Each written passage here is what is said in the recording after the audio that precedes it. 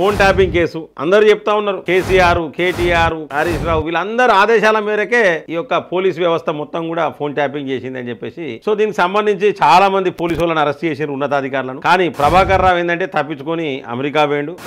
ఈ దొంగల మూట అంతా కలిసి ఏంటంటే ఆ పెద్ద దొంగతోని చేతులు కలిపి ఈ విధంగా ఫోన్ ట్యాపింగ్ కు పాల్పడ్డారు. సో మరి వీళ్ళని తీసుకొచ్చేందుకు రెడ్ కార్నర్ నోటీసులు జారీ చేయడం చాలా ఖర్చు పెడుతుంది ప్రభుత్వం. కానీ ఏంటంటే ఇవన్నీ వేస్ట్ అయినాయి. ట్రంప్ తీసుకున్న నిర్ణయానికి దెబ్బకు ఇక వాడు వెళ్ళిపోవాల్సిందే.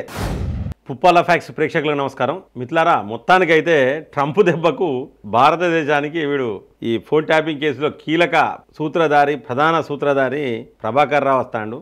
కారణం ఏంటంటే ఈ ట్రంప్ అధికారంలోకి వచ్చినాక కొన్ని సవరణలు చేసిండు. ఆ సవరణలే కారణం. అలాగే శ్రవణ్ రావు కూడా భారతదేశానికి రాక తప్పదు. మరి ఆ వివరాలు ఏంటిదో మనం చూద్దాం. ఇప్పుడు 2 నిమిషాల వీడియో మిత్రులారా, ఖచ్చితంగా ఈ యొక్క వీడియోను పూర్తిగా చూడండి. ముఖ్యంగా ఫోన్ ట్యాపింగ్ కేసు అందరూ చెప్తా ఉన్నారు. కేసీఆర్, కేటీఆర్, హరీష్ రావు వీళ్ళందరూ ఆదేశాల మేరకే ఈ యొక్క పోలీస్ వ్యవస్థ మొత్తం కూడా ఫోన్ ట్యాపింగ్ చేసింది అని చెప్పేసి కొన్ని ఆరోపణలు అయితే ఉన్నాయి. సో దీనికి సంబంధించి చాలా మంది పోలీసు వాళ్ళని అరెస్ట్ చేశారు, ఉన్నతాధికారులను. కానీ ప్రభాకర్ రావు ఏంటంటే తప్పించుకొని అమెరికా పోయిండు. పోయి దొంగతనాన గ్రీన్ కార్డు కూడా ఏంటంటే ట్రంప్ గవర్నమెంట్ కాదు అప్పుడు ఉన్నది. కాబట్టి ఆ ట్రంప్ లేని గవర్నమెంట్ లా కొన్ని తలకాయ నొప్పులు అయినాయి. అంతకు ముందున్న గవర్నమెంట్ లో ఆయన గ్రీన్ కార్డు కూడా పొందిండు. అట్లా అక్కడనే ఆయన ఉంటాడు. నన్ను శరణార్థిగా చూడాలి, మీరు భారతదేశంలో నాకు ముప్పు ఉన్నది అని చెప్పేసి కొన్ని చూపించి అక్కడనే ఉండాలని చెప్పేసి అప్లికేషన్ పెట్టుకోవడం జరిగింది. సో దానికి సంబంధించి గ్రీన్ కార్డు కూడా పొందిండు. సో అక్కడనే చికిత్స చేయించుకుంటాను, నాకు గుండె మంచిగా లేదు, అన్ని పోయినాయి, ఆరోగ్యం మంచిగా లేదు, నేను ఈయనే ఉండాలి, నన్ను ఇబ్బంది పెట్టేటట్టున్నారు, నన్ను రాజకీయ శరణార్థిగా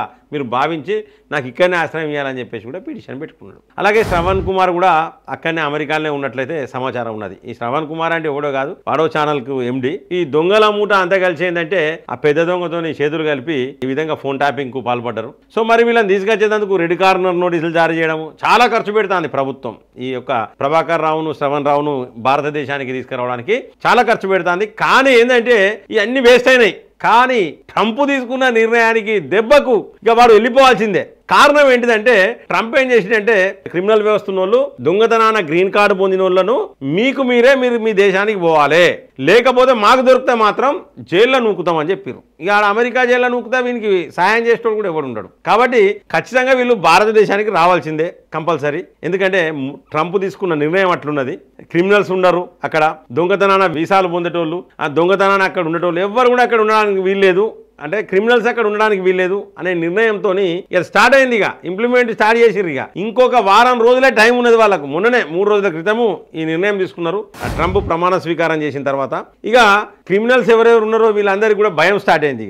ఇక వాళ్ళకు ఉన్నవి 2 హార్ట్ అటాక్తో చచ్చిపోవడం, లేకపోతే భారతదేశానికి వచ్చి లొంగిపోవడం. ప్రభాకర్ రావు గనక భారతదేశానికి వస్తే ఖచ్చితంగా మరి ఎవరెవరు చెప్పినారు ఆయన వాంగ్మూలాన్ని రికార్డ్ చేసుకొని చాలా మంది బీఆర్ఎస్ ప్రజాప్రతినిధులు, మాజీ ప్రజాప్రతినిధులు అరెస్ట్ అయ్యే అవకాశం అయితే క్లియర్ కనబడతా ఉన్నాయి. మిత్రులారా, ఈ యొక్క వీడియో మీకు నచ్చినట్లయితే లైక్ చేయండి, మీ యొక్క అభిప్రాయాన్ని కామెంట్ బాక్స్లో రాయండి, సబ్స్క్రైబ్ చేయండి, వాళ్ళు మన ఛానల్ సబ్స్క్రైబ్ చేయండి, బెల్ బటన్ నొక్కడం మర్చిపోకండి. మిత్రులారా, జై హింద్, జై భారత్.